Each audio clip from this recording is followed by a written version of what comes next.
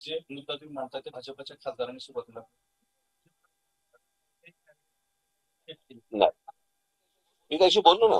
सोलापूरला पण हेच सांगितलं की भारतीय जनता पक्षाच्या एका माणसाने नाही सांगितलं, 4-5 लोकांनी सांगितलं. तेव्हा बोलून झाले ते. काही असतात मूर्ख, त्याला काय करणार तुम्ही.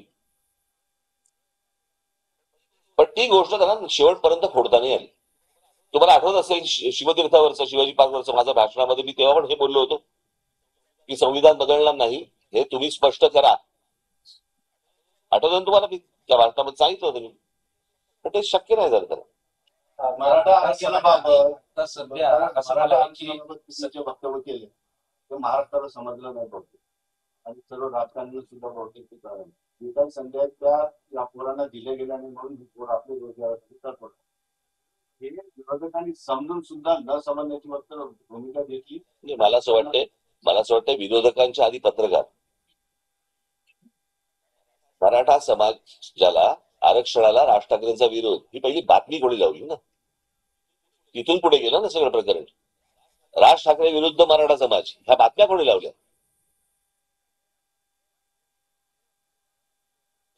म्हणजे पहिल्या बातम्या इथून आल्या, बरोबर आहे.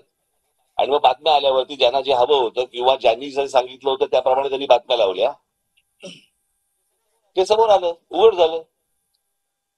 म्हणजे मला एका गोष्टीचं समाधान आहे या अख्ख्या दौऱ्यामध्ये, की ह्यांचं नेमकं काय चाललंय हे किमान उघड झालं. आणि ह्याच्या पुढे ते काय करणार आहेत ना, हे आता लोकांना कळेल.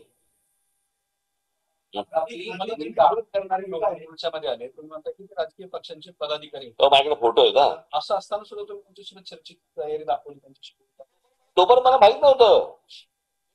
हे पहिल्यांदा जेव्हा झालं ना त्या धाराशिवला, तोपर्यंत मला काहीच माहित नव्हतं. मला वाटलं मी त्या खाली ते काही घोषणा देत होते, पण मी खाली आलो. म्हटलं या वरती बोलायचं ना माझ्याशी, वरती या. ते वरती यायच्या होते, खालतीच गेले.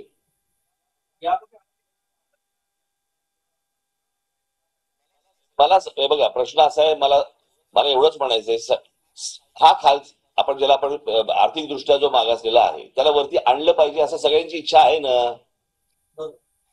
आहे ना. समजा माझी इच्छा आहे, मी शरद पवारांची मुलाखत घेतली होती पुण्याला, काढून बघा. हा प्रश्न मी त्यांना विचारल्यावरती त्यांनी सांगितलं होतं आर्थिक निकषावरतीच आरक्षण दिलं गेलं पाहिजे. टिकत म्हणजे कोणी टिकवायचं नाही, टिकवायचं कोणी टिकवायचं. शेवटी बघा, प्रश्न असा आहे, शहाबानू प्रकरणामध्ये जर समजा सुप्रीम कोर्टाचा निर्णय फेटाळण्याची ताकद जर लोकसभेमध्ये आहे, तर लोकसभाच आहे ना.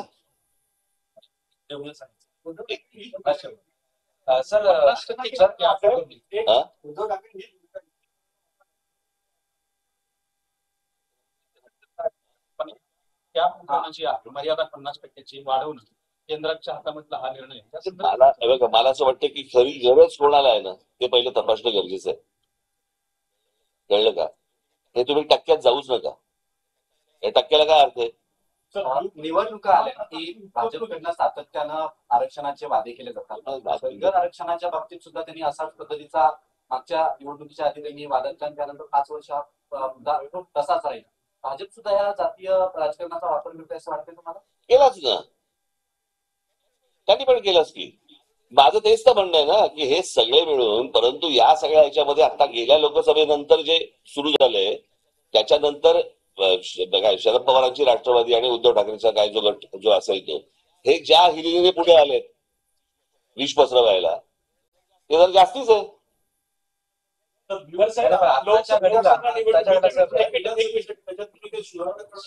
सुधारणा चालू आहे. लोकसभा मनसे नरेंद्र मोदी दिल्लीत पाहिजे म्हणून त्यांच्या सोबत होतं. आता विधानसभेला तुम्ही महाराष्ट्रभर दौरा करतायत, विधानसभेचे काही उमेदवारी सुद्धा तुम्ही जाहीर केल्यात मनसेच्या. मग महाराष्ट्रात आपल्याला एकनाथ शिंदे, फडणवीस, अजित पवार नकोत का. प्रश्न असा आहे ना, काय 3 लोकांची एक कंपनी आहे, त्यांचे स्टेक ठरलेले नाहीये. कुठून चौथा पार्टनर घेणार.